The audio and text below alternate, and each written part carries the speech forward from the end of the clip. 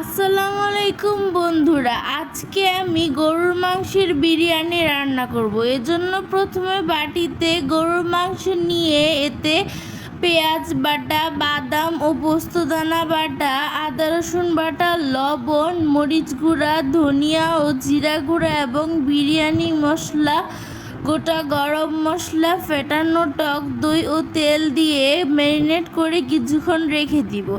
এবার তেল গরম করে পেঁয়াজ কুচি বাদামি করে ভেজে এতে ম্যারিনেট করা মাংস দিয়ে ঢেকে রান্না করব। কিছুক্ষণ রান্না করে ঢাকনা খুলে কাঁচামরিচ দিয়ে দিব।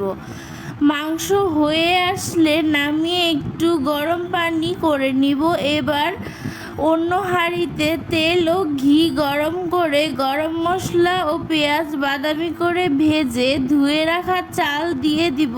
চাল একটু ভেজে ফুটন্ত গরম পানি, লবণ ও দুধ দিয়ে দিব এবং রান্না করা মাংস দিয়ে একটু নেড়ে ঢেকে রাখতে হবে। এবার ঢাকনা খুলে কিশমিশ ও আলু বুখারা দিয়ে দমে বসিয়ে রাখতে হবে।